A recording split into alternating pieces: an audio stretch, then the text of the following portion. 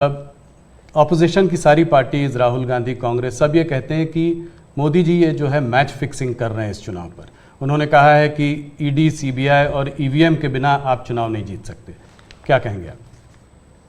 EVM का जवाब तो देश की सुप्रीम कोर्ट ने दे दिया है और 2014 में इनके पास ईडी थी, इनके पास सीबीआई थी, तो हार क्यों गए भाई? मेरे होम मिनिस्टर तक को जेल में डाल दिया था, तो हार क्यों गए वो? अगर ईडी सीबीआई से चुनाव जीते जाते तो ईडी सीबीआई का काम तो इतने सालों तक कांग्रेस ने किया है, वो जीत जाते हैं जी। और इतना बड़ा देश एक म्यूनसिपैलिटी का चुनाव फिक्स नहीं कर सकते हो भाई, जरा करके देखो। ये संभव होता है क्या फिक्सिंग? क्या क्या दुनिया को मूर्ख बना। लेकिन दुख इस बात का है कि ऐसी बातें करने वालों को आप मीडिया के लोग उनको पूछने के बजाय हमको पूछते हो। मोदी जी थोड़ा सा लेकिन इसमें एक बात चौकस है जी, मैं मानता हूं पिछले कई दिनों से इंडिया अलायंस के लोग इतने निराश हो चुके हैं कि अभी उनको बहाने ढूंढना बहुत जरूरी बन गया है, क्योंकि पराजय के बाद भी लोगों के सामने जाने के लिए उनको इसलिए मैं समझता हूं शायद वो अभी से ये सारे तर्क ढूंढ रहे हैं कि पराजय के तर्क क्या होंगे, शायद उसी की उनकी इंटरनल एक्सरसाइज है ये। मोदी जी दो स्टेट्स अहम हैं इस चुनाव में, एक है कर्नाटका और एक है महाराष्ट्र। कर्नाटका जहां पे अभी आपकी हार हुई थी विधानसभा के चुनाव में, और महाराष्ट्र इसलिए क्योंकि वहां पर एक अजीब सी खिचड़ी बनी हुई है, दो पार्टियां टूटी हैं। मेरे दो साथी मेरे साथ हैं। सबसे पहले शुरुआत करते हैं कर्नाटका से। तो हरिप्रसाद जी जो हमारे वहाँ के एडिटर हैं वो आपसे कुछ सवाल पूछना चाहते हैं। हरिप्रसाद जी स्वागत है आपका। ಕರ್ನಾಟಕದಲ್ಲಿ ನೇಹಾ ಹಿರೇಮಠ್ ಮರ್ಡರ್ ಕೇಸ್ ಬಹಳ ಚರ್ಚೆ ಆಗ್ತಾ ಇದೆ. Neha killed inside the campus by Fayaz. Even JP Nadda ji rushed to her house. आप क्या सोच रहे हैं, ये अभी ये फोकस शिफ्ट हो रहा है क्या? कर्नाटक का चुनाव का फोकस ऐसे इश्यूज को शिफ्ट हो रहा है? देखिए, नड्डा जी का कार्यक्रम वहाँ चल रहा था और इतनी बड़ी घटना घटी थी, और ऐसी चीज़ों में हमें वो किस दल के थे, वो कांग्रेस के थे, उसकी बेटी की हत्या हो गई तो हमारा क्या, ये हमारे संस्कार नहीं है, न ही हमारी सोच है, और एक मानवीय संवेदना का विषय है। और मैं मानता हूँ कि अच्छा हुआ अध्यक्ष जी ने इतनी चुनाव की आपाधापी में भी उनके सांत्वना देने का प्रयास किया है। ये पूरी तरह मानवीय व्यवहार है। मैं भी मैं बताता हूँ कि शायद कौन सा चुनाव है मुझे याद नहीं है, लेकिन राहुल जी का कहीं पर हवाई जहाज में कुछ गड़बड़ हुआ तो मुझे पता चला, तो मैंने तुरंत उनको फ़ोन किया। मैंने कहा भाई आपको कुछ दिक्कत हुई है, क्या हुआ है? ये हमारा कर्तव्य बनता है। मैं गुजरात का मुख्यमंत्री था और दमन में मैडम सोनिया जी, फिर हमारे अहमद पटेल साहब, वो सारे लोग, उनका हेलीकॉप्टर एकदम से क्रैश कर गया। मुझे पता चला, मैंने तुरंत फ़ोन किया। मैंने कहा मैं यहाँ से आपको एयर एम्बुलेंस भेजता हूँ। तो अहमद भाई ने मुझे कहा नहीं, अभी बिल्कुल हम लोग सलामत है, ये बात ठीक है, हेलीकॉप्टर को नुकसान हुआ है लेकिन हमें कुछ तकलीफ नहीं हुई है।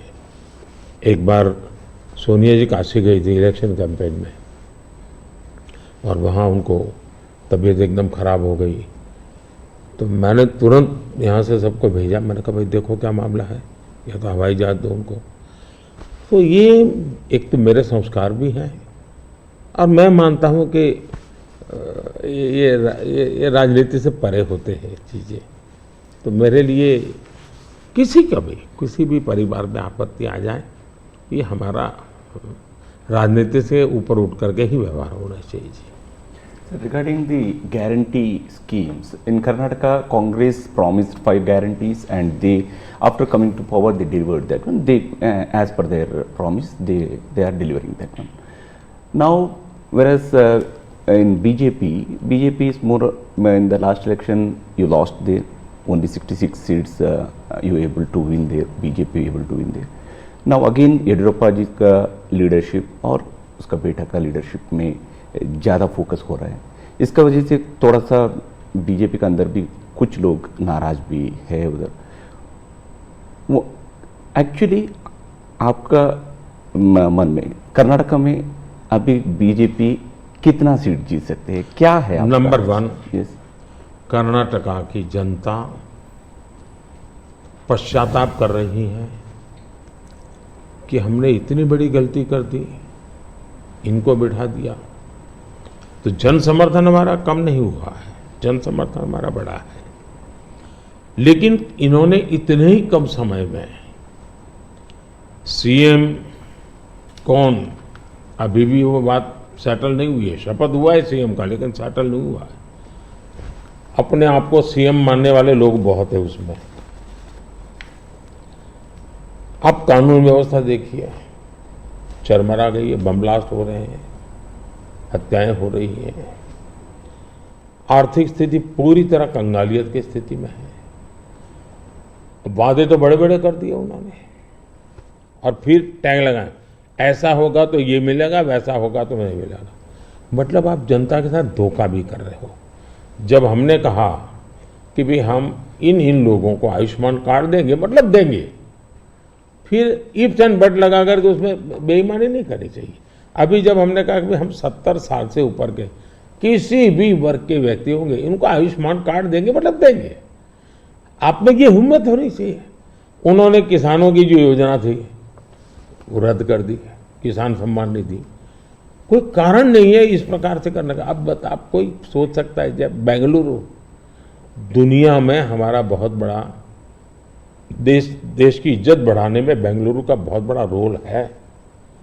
दुनिया में जब जाते हैं ना, तो बेंगलुरु कहते ही ऐसा लगता है वो जैसा परिचित है। टेक हब के रूप में जाना जाता था, आपने देखते ही देखते उसको टैंकर हब बना दिया, और टैंकर में भी माफियाशाही चल रही है। पानी के लिए लोग तरस रहे हैं। अगर ये जो हालत उन्होंने कर दी है, अब युवाओं की स्कॉलरशिप आपने संख्या भी कर दी, अमाउंट भी कम कर दी। यानी एक के बाद एक आपने ऐसे नेगेटिव काम किए हैं। जिन मुद्दों को लेकर के वोट मांगा, उन मुद्दों को आप वोट दे नहीं पा रहे हैं। अच्छा, डेप्यूटी सीएम वो अपने भाई के लिए वोट मांग रहे हैं, और वो खुद सीएम बन सके इसलिए सब खेल खेल रहे हैं। वो सीएम से हटे इसके लिए भी खेल खेले जा रहे हैं। जहां तक भारतीय जनता पार्टी का सवाल है, हम टीम स्पिरिट से काम करने वाले लोग हैं। भले मेरी टीम ने मोदी को आगे किया, लेकिन मेरी पूरी टीम काम कर रही है जी। उसी प्रकार से येडियुरप्पा जी हमारे वरिष्ठ नेता हैं, लेकिन काम पूरी टीम कर रही है, और टीम मेहनत करती है, लोगों को विश्वास भी है, और हम आगे बढ़ रहे हैं। The second phase selection of Karnataka. There's in nation it's the third phase, but for us in Karnataka it's the second phase election for 14 seats. There's northern part of Karnataka, majorly drought hit places are there. Now regarding this drought, बारे में already Congress is claiming that we went to Supreme Court. Now central government is forced to give a rightful compensation. What's your opinion? देखिए, सिद्धारा में है कि जब पुरानी सरकार थी और वहाँ ड्राउट था उस समय, मैंने खुद के ने उनकी पूरी टीम को यहाँ बुलाया था। एज ए प्राइम मिनिस्टर मैंने उनकी टर्म में इनको बुलाया था। बैठ करके मैंने कहा, भाई पहले हम जल संचय की योजना हमें बनानी चाहिए। अब जहाँ तक स्टेट डिजास्टर रिलीफ फंड का सवाल है, हमारी सरकार ने पहले ही जो केंद्र का हिस्सा होता है वो उनके यहाँ बैंक के खाते में जमा करके दे दिया हुआ है जी। हमारी इंटर मिनिस्ट्रियल टीम उसने भी प्रभावित क्षेत्रों में जो नियम है, पद्धति वो जो हमने नहीं बनाई, कई दशकों से है, उसके अनुसार वो टीम वहाँ गई है, जाकर के उसने सर्वे किया है। और हर बार ऐसा होता है, जैसे मेरे यहाँ गुजरात में भूकंप हुआ तो मैंने एक मेमोरेंडम भेजा, भारत सरकार ने एक टीम भेजी, उन्होंने सर्वे किया, उन्होंने हिसाब किताब लगाया। अब ये सारी प्रोसेस चल रही है, आचार संहिता आ गई, तो हमने इलेक्शन कमीशन को कहा कि भाई हमारे सामने ये विषय है, हम इसको जैसा ही आप परमिशन देंगे हम देना चाहते हैं। एनडीआरएफ के तहत अब राशि रिलीज भी कर चुके हैं उस नियम के अंतर्गत। मोदी जी, थोड़ा सा हमारे संग हमारे एंकर जुड़े हुए हैं विलास बड़े, ये आपसे कुछ महाराष्ट्र के बारे में बातचीत करना चाहते हैं। नमस्कार भैया। मोदी जी, तुम्हाला महाराष्ट्राचा नमस्कार, महाराष्ट्राकडून नमस्कार। महाराष्ट्र में बीजेपी को उन 23 सीटों को बचाना है जो आपने 2019 में जीती थी, लेकिन इस बार महाराष्ट्र में एक पूरी खिचड़ी बनी हुई है। शिवसेना और एनसीपी टूटी है, उनके दो पार्टनर आपके साथ है, जो दो गुट है आपके साथ है। क्या उद्धव ठाकरे जी और शरद पवार जी के साथ या उनके पक्ष में आप कोई एक सिंपैथी की लहर देख रहे? देखिए, पहली बात तो मैं महाराष्ट्र के सभी लोगों को मेरा नमस्कार, और मेरे लिए अच्छी बात है कि मैं अलग से महाराष्ट्र के विषय को लेकर के आपसे बात कर रहा हूँ। अब देखिए, ये बात सही है कि वहाँ लंबे अरसे से मिलीजुली सरकार चलती है। विलासराव देशमुख थे, तब से लेकर के आप देखिए, इवन शरद पवार भी जब मुख्यमंत्री बने थे वो भी पूर्ण बहुमत के साथ अकेले नहीं बन पाए थे। दूसरा, महाराष्ट्र का दुर्भाग्य रहा है कि लंबे अरसे से 5 साल तक कोई एक मुख्यमंत्री रहा नहीं है। एक भी व्यक्ति 5 साल में, देवेंद्र फडणवीस पहले व्यक्ति थे लंबे अरसे के बाद जो एक पूरा कार्यकाल मुख्यमंत्री रहे, और पूरी सरकार बेदाग रही, पूरी सरकार लोगों का भला करने वाली सरकार रही।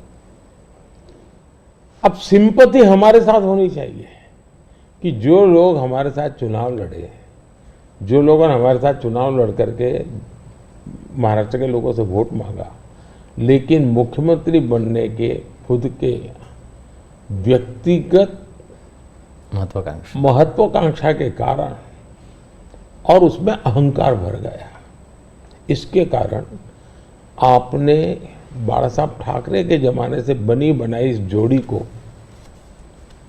धोखा दे दिया, और उसका लोगों को गुस्सा है, बीजेपी के प्रति सिंपत्ति है। दूसरा, शिवसेना के अंदर जो तूफान खड़ा हुआ या एनसीपी के अंदर जो तूफान खड़ा हुआ, वो साफ साफ दिखता है कि जब आप अपने परिवार के लोगों को ही प्राथमिकता देते हैं और बाकियों को नहीं देते हैं, तो कभी न कभी तो कठिनाई पैदा होती है। शरद राव के घर में जो मुसीबत है उनके पारिवारिक झगड़ा है, भतीजा संभाले कि बेटी संभाले। यहाँ भी इनका झगड़ा यही है कि भाई और कोई सक्षम नेता ऊपर आए कि खुद का बेटा भले, अभी जैसे यहाँ एक परिवार में कांग्रेस के चल रहा है उस पर, तो वो झगड़ा उनका है जी। और मैं मानता हूँ हमारा देश इस प्रकार के पारिवारिक झगड़ों के प्रति नफरत करता है, सिंपैथी नहीं करता है। तो ये बिल्कुल ही आप सिंपैथी शब्द लेकर के सिंपैथी दिलवाने की अगर कोई कोशिश करता है तो मैं समझता हूँ वो भी फेल जाने वाली है। लोग नफरत करते हैं, लोग ऐसी चीजों को स्वीकार नहीं कर सकते कि भाई ये तुम्हारे घर के झगड़े, तुम घर में निपटो ना, महाराष्ट्र को क्यों बर्बाद कर रहे हो। तो गुस्सा है। दूसरी बात है, जहां तक आज शिंदे जी के नेतृत्व में जो सरकार चल रही है, भारतीय जनता पार्टी का ज्यादा सीटें होने के बाद मन में त्याग किया है। त्याग महाराष्ट्र की भलाई के लिए किया है। कुछ लोगों को लगता था कि हम सीएम बनना चाहते हैं, नहीं, तो हम सीएम बन सकते, नहीं बने हैं। महाराष्ट्र की जनता को हमने कन्विंस किया है कि हम महाराष्ट्र के लिए जीते हैं, हमारे लिए नहीं जीते हैं। और इस चुनाव में ये सिंपत्ति हमारे पक्ष में है कि इतना बड़ा दल, एक मुख्यमंत्री, सफल रहा हुआ मुख्यमंत्री, वो आज डिप्टी सीएम बन करके भी एक प्रकार से खुद के सम्मान को छोड़ करके आज भारतीय जनता पार्टी सिर्फ और सिर्फ महाराष्ट्र के उज्जवल भविष्य के लिए, और मैं मानता हूं हमारे देश में बंगाल बर्बाद हो गया, कोलकाता एक इकोनॉमी को ड्राइव करता था, लेकिन वहाँ इस प्रकार की उठापटक की राजनीति ने बर्बाद कर दिया। बिहार और उत्तर प्रदेश अस्थिरता की राजनीति ने तबाह करके रख दिए थे। महाराष्ट्र को इस हालत में जाने नहीं देना चाहिए। मुंबई देश की आर्थिक राजधानी है, हमें देश हित में भी महाराष्ट्र में मजबूती के साथ आगे बढ़ना चाहिए, और ये बात हम महाराष्ट्र की जनता को समझा रहे हैं, उनको कन्वे कर रहे हैं, और महाराष्ट्र की जनता बहुत पॉजिटिव रिस्पॉन्स दे रही है जी। ओके, महाराष्ट्र में बीजेपी, शिवसेना और एनसीपी की महायुति बनी है, लेकिन इस चुनाव में आखिरी समय तक सीटों की खींचातान बहुत चल रही है। अभी तक टिकट का वितरण भी बहुत जगह पे नहीं हुआ है। ये महायुति पर एक बड़ा सवाल नहीं है खड़ा करता? मुझे लगता है ये जो पहले दो वाक्य बोले ना, उसके सिवाय बाकी सब जो बता रहे वो उन लोगों का प्रॉब्लम है। वहाँ सीटें तय नहीं हो पा रही हैं, वहाँ निर्णय नहीं हो पा रहा है, वहाँ पैरेलल चुनाव लड़े जा रहे हैं। इस बाजू तो ऐसा ही नहीं, बीजू चल पड़े हैं लोग, मिलजुल करके सीटें तय कर करके चल पड़े हैं जी, और वेल इन एडवांस कर दिया है। शिवसेना, बीजेपी और एनसीपी, ये तीनों ने इसको कर लिया है। सामने जो नकली पार्टियों का मेला मिलाप है वहां नहीं हो पा रहा है जी, उल्टा है। कितनी सीटें देखते हैं आप महाराष्ट्र में? पिछली बार 41 आई थी, इसलिए पूछ रहा हूँ सवाल। हम बहुत ताकत के साथ आगे बढ़ रहे हैं, वोट भी बढ़ेगा, सीट भी बढ़ेगी। सर, 2017 में आप ही की सरकार ने शरद पवार जी को पद्म विभूषण दिया था, जो देश का सेकेंड हाईएस्ट सिविलियन ऑनर है। लेकिन पिछले मंगलवार को शरद पवार जी ने एक कह दिया, मराठी में ते मराठीत असं म्हणाले की मोदीजी देशाचे नवे पुतीन आहे, आप नए पुतीन बन रहे हैं। आप इस कमेंट को कैसे देखते हैं? मैं उनका आदर करता हूं, आज भी करता हूं। हाँ। और मैं मानता हूं सार्वजनिक जीवन में लंबे अरसे तक जिन जिन लोगों ने काम किया है वो हमारे साथ रहे न रहे, हमारे विरोध बने, वो अलग बात है। इसका मतलब ये हुआ कि जिसके अंदर वो पुतिन को देखते हैं उसकी सरकार से अवार्ड लेकर के वो गर्व कर रहे हैं। ये तो बहुत बड़ा कॉन्ट्राडिक्शन है भाई। लेकिन वो गर्व कर रहे हैं। जहां तक मेरी पार्टी की सोच और व्यक्तिगत रूप से मेरी सोच, अब देखिए हमने भारत रत्न दिया तो किसको दिया? प्रणब मुखर्जी, नरसिम्हा राव, चौधरी चरण सिंह जी, कर्पूरी ठाकुर, और इस देश में किसी ने क्वेश्चन नहीं किया कि मोदी जी आप इनको क्यों भारत रत्न दे रहे हैं। सबको लगता हाँ यार ये ड्यू था, डिजर्व था। किस दल के थे? हमारे खिलाफ ढेर सारी बातें उन्होंने बताई हुई ऐसे लोग हैं, लेकिन निर्णय उसके आधार पर नहीं होता है। आप पद्म पुरस्कार देखिए, मुलायम सिंह जी, असम के तरुण गोगोई जी, पीए सांगमा जी, जमीर जी, एस.एम. कृष्णा जी, आप देखिए जी, सारे लोग हैं दूसरी पार्टियों के हैं, हमने उनको पद्म दिया। हम पद्म देते हैं उनको अपने अपने क्षेत्र में जो उनका योगदान है, देश के लिए जो भी उन्होंने किया है, ये देश का दायित्व है, अवार्ड देश का है।